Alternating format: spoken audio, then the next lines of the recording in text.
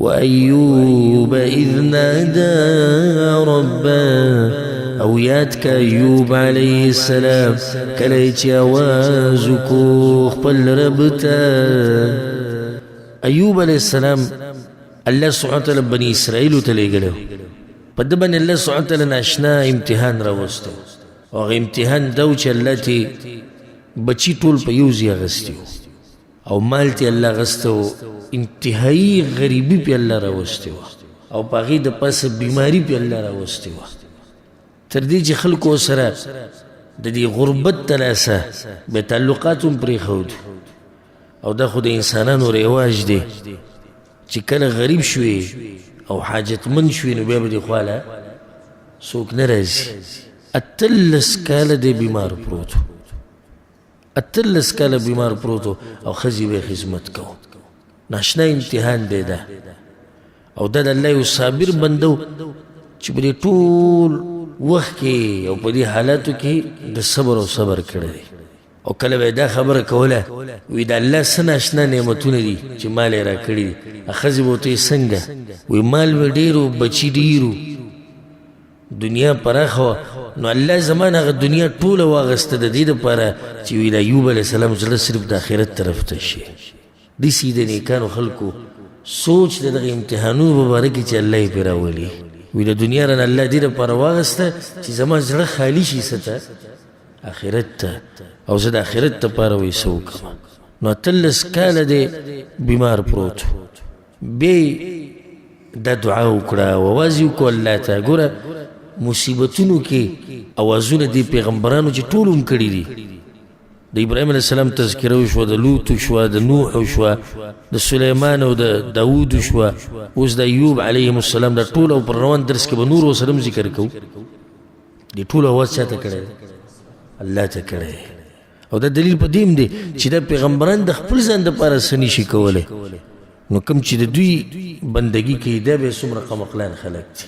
نو بیا دا دعا وکړه، انی مسنی الضر، چې بېشک ماته رسېدلې ده بیماري، وانت ارحم الراحمین، او ته ډېر رحم کوونکی د رحم کوونکو نه. ګور ادب ته 18 کاله بعد دعا غواړي د بیمارۍ په باره کې. نو هم داسې نه وایي چې بیماري تکلیف راته رسېدلی دی یا الله بیماري ختمه که، داسې وایي نه، وی یا الله بیماري راته رسېدلی دی، تکلیف راته ډېر شوی دی او ته رحم کوونکی. دا ادب دی د پیغمبرانو د الله سره چې داسې ورته نه وایي چې نه بیماري ختمه که، ځکه چې د بنده دپاره په څه کې خیر دی د نه څوک خبر دی؟ دین الله خبر وی الله ته رحمت کوونکی. فاستجبنا له، نو قبول کړه منګه دعا داغه، فکشفنا ما به من ضر، نو لرې کو منګه هغه چې په ده باندې و د مرض نه، هغه مصیبت ته الله وی ما لرې کو. وآتیناه اهله، او ورکو منګه ده ته بعل بچ ده، ومثلهم معهم، او پشان د هغوی ورسره نور. الله ولا غشته بچي ورکړو، ها اقه شان ولا واپس را ژوندي کړو، او نور اولاد ولم الله ورکو، او مالی به دومره راوورو چې روایت کې راځي چې د ملخانو په شکل کې الله په ده باندې سره زر راوورول، او هغه د یو طرف ته رانیو، د بل طرف ته رانیو، د یو طرف ویل الله طرف نه ورته وویلی شي چې په دې باندې ایوب علیه السلام ته ویل ایوبه که څه په دې موړ نه شو، او ته الله ستا په رحمت باندې څوک موړ شوی؟ الله ولا هر څه واپس ورکړو او روغ صحت. الله ورته د خپلې ځمکې در واچوله لکه سورت صاد کې چې تېر شوي چې خپلې ځمکې در واچوله د هغې نه یخې اوبه، پاکې اوبه، مزېدارې اوبه راووتې. الله ورته په دې ولامبه چې په هغې ولامبل هغه بیماري ټوله ختمه شوه، بلکل ځوان شوه. ښځه یې راله، بس سیرتونو کې راځي وایي ښځه یې راله او ده ته یې ووایي چې دلته یو بوډا و زما خاوند و بیمار و دلته پروت، هغه کوم ځای کې دی؟ او ته زه یم. وروسته بیا هغې ته پته ولګېده چې دا خو حقه زما خاوند دی. الله ولا هر څه واپس ورکړو، وجه دا و چې امتحان کې کامیاب شو.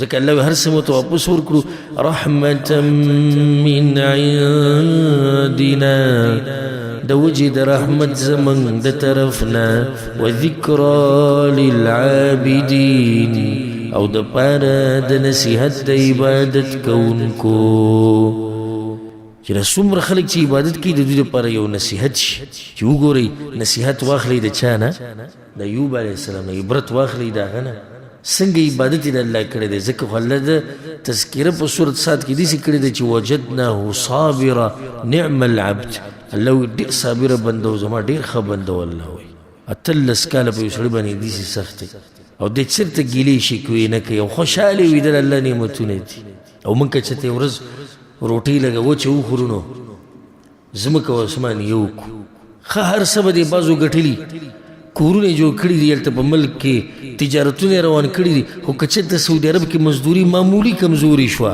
بیا د دوی خبرو ته ګوره تباه شو هلته به څه کوو په ملک کې وایي حالات خو د سعودي عرب بیا خراب شو ته به وایي چې دا غریب د لوږې نه مړ شو ده سره څه نشته داسې امتحان دی او داسې سخته ده چې په سړي باندې رزق معمولي لږ کم شي سختې داسې لکه دا چې په ایوب علیه السلام باندې راغلی وه نو الله وی ذکرى للعابدین د نصیحت دی د عبادت کوونکو دپاره الله سبحانه وتعالی دې موږ له توفیق راکړي په امتحانونو کې او په سختو کې د صبر کولو او الله سبحانه وتعالی دې موږ له توفیق راکړي چې موږ د الله د نعمتونو شکر ادا کړو هذا والله اعلم وصلى الله وسلم على نبينا محمد وعلى آله وصحبه أجمعين